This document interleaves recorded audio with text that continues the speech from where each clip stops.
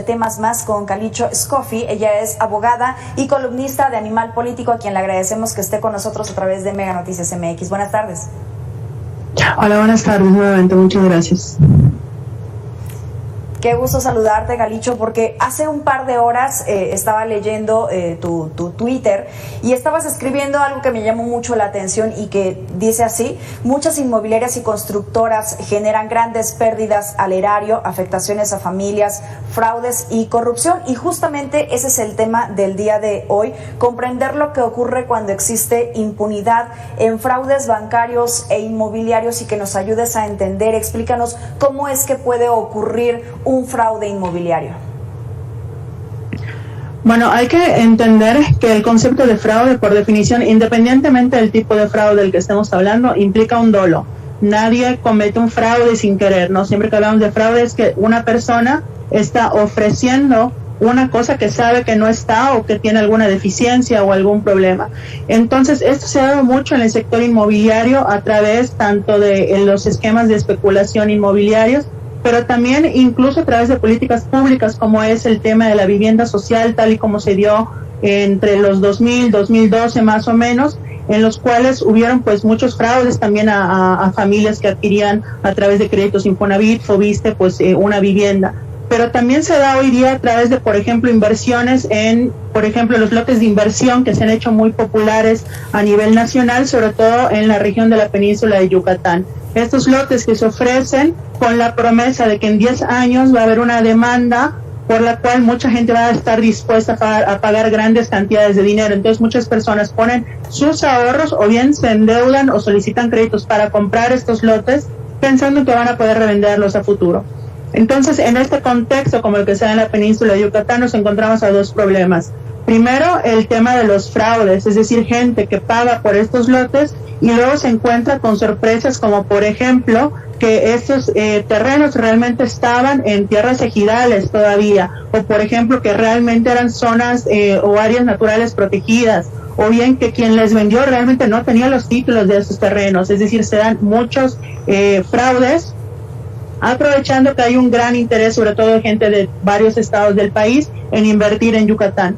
Pero por otro lado también se dan dinámicas que pueden o no ser fraudes, pero que aún así ponen en grave riesgo a los inversionistas, como puede ser la sobreestimación de la oferta de los lotes de inversión. Por ejemplo, se han estado ofertando desarrollos inmobiliarios como oportunidades para invertir e incluso se publicitan en ciudades como Guadalajara, Monterrey, Ciudad de México para que se invierta en Yucatán y en Quintana Roo, pero realmente se encuentran en zonas en las que muy difícilmente va a haber una urbanización pronto, en los próximos 10, 20 años.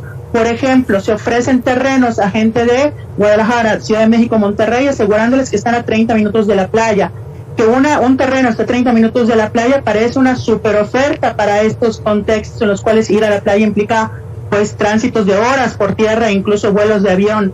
Pero realmente en el contexto de la península de Yucatán, 30 minutos de la playa puede ser cualquier punto de la península en medio de la nada, sin, oportunidad de urbanización o de crecimiento urbano en la zona, y que por lo tanto ese terreno que se les está vendiendo no va a tener esa rentabilidad que se promete. Entonces, gente que invierte nuevamente ahorros de su vida o bien asumen un crédito o una deuda para poder invertir en este sueño yucateco, para que después realmente sea una inversión varada en medio de la nada y que sea el equivalente a tener enterrado dinero que no pueda sacar después.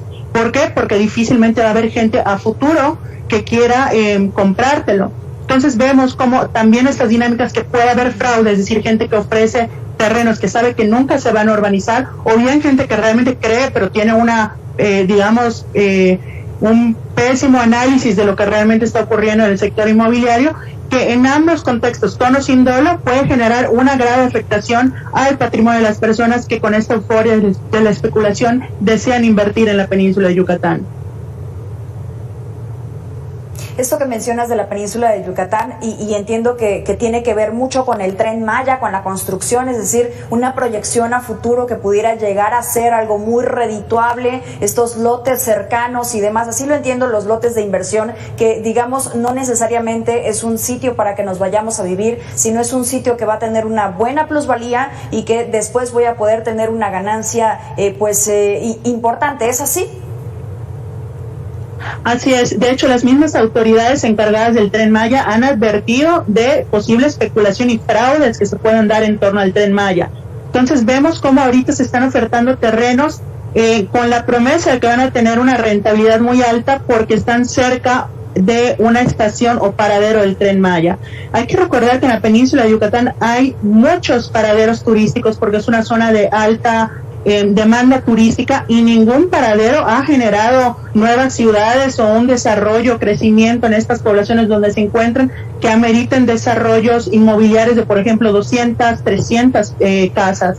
Entonces, lo que se está ofertando ahorita es realmente una sobrevalorización de lo que va a ocurrir. Entonces, ofrecen, por ejemplo, cerca de paraderos del Tren Maya, lotes de inversión en desarrollos inmobiliarios de 200 lotes, es decir, están apostándole a que 200 personas van a decidir ir a vivir con sus familias a media hora o más de distancia de Mérida, Ciudad de Campeche o Cancún, en medio de la nada, cerca de una población de menos de 3,000, 4,000 habitantes, únicamente porque hay un paradero turístico del Tren Maya. Entonces vemos como ante los ojos inexpertos esto puede sonar como una buena oferta porque se habla de que el Tren Maya va a tener una gran repercusión en el desarrollo territorial, en el desarrollo urbano, en la densidad de población, y efectivamente lo tendrá, esto nadie lo está poniendo en duda, pero la cosa es que no va a ser igual en todas las zonas, no necesariamente va a ser a esos niveles. Entonces hay que tener mucho cuidado porque incluso ofertas que se pueden, a primera vista parecen muy alentadoras, como cerca de la playa o cerca de algún punto del Tren Maya, no necesariamente lo son. Ahora, déjame hacerte dos preguntas. ¿Has visto un incremento específicamente ante la especulación que llega a causar el Tren Maya o en algunas otras zonas de la República Mexicana por quizá algunos otros temas diferentes? Y por otra parte, ¿hay algún tipo de regulación? Es decir, ¿podemos hacer algo nosotros como compradores, como futuros inversores, como usuarios nada más al querer comprar un patrimonio? ¿Hay algún tipo de situación que nos alerte de que esto puede o no puede ser real? Sí, a ver, de entrada, sí ha habido un incremento. De hecho, se sabe que ya hay inmobiliarios ofertando terrenos en Yucatán a clientes de España, de Suiza y otros países de Europa y de California. Esto es muy preocupante porque en los contextos de burbujas inmobiliarias, uno de los factores que hace más peligrosa la burbuja para cuando estalle es que se empieza a internacionalizar la especulación, es decir, ya no son solo los actores locales quienes están invirtiendo, sino gente de otros países u otros estados. ¿Qué hacer frente a esto? Si hay alguien que quiere invertir o comprar un patrimonio, uno de los principales consejos que yo daría es que aquello en lo que inviertan tenga un valor también de uso, no solo de transacción. ¿A qué me refiero? No compres ningún terreno o ninguna casa o ningún bien que en dado caso tú no vayas a querer usar.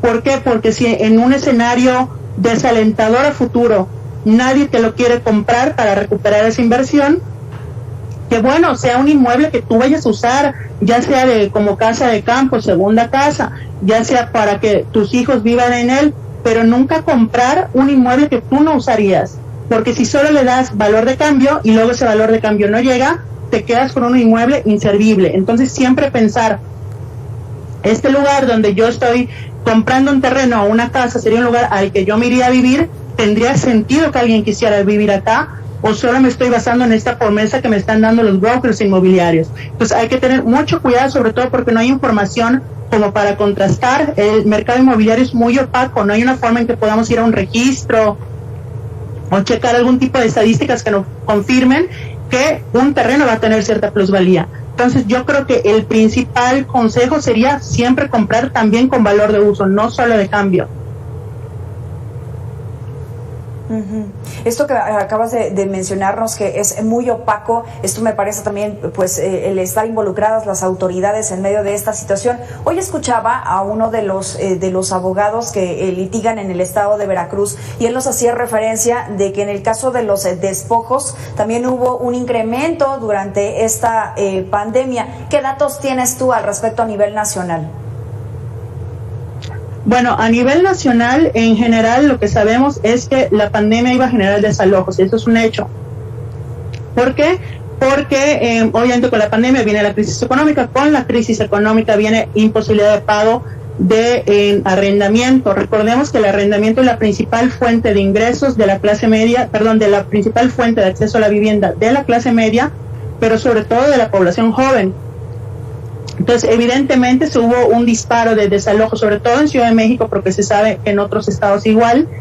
Y también con esto se mezcla volvemos al tema de la especulación inmobiliaria. Por ejemplo, hay registro de que en poblaciones como Valladolid hay muchos arrendatarios que están presionando a sus inquilinos para que se salgan de los departamentos o las casas que están rentando en esta población de Yucatán al oriente, cerca de Cancún, con el objetivo de revender los inmuebles a la especulación inmobiliaria por el Tren Maya, por ejemplo, ¿no? Entonces vemos cómo la especulación también ha hecho que mucha gente frente a la crisis económica quiera invertir en el sector inmobiliario con esa idea de que es un sector seguro, aunque no sea necesariamente así, y esto pues muchas veces genera que quieran sacar a los inquilinos de sus edificios.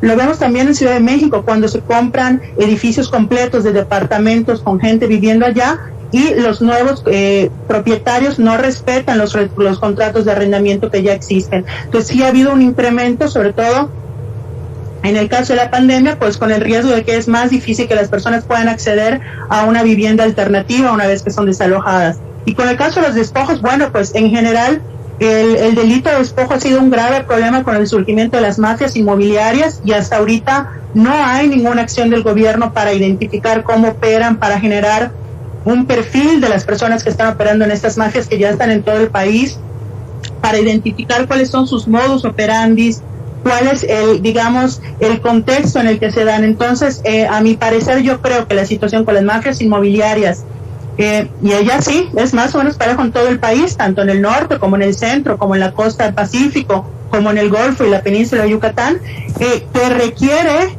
que se haga una comisión, o yo no sé si una fiscalía especializada, pero una instancia que autónomamente investigue para comprender verdaderamente las estructuras de estas mafias, cómo están operando, y por lo tanto identificar qué soluciones dar, ¿no? Porque ya el problema está a un nivel que requiere una atención especializada.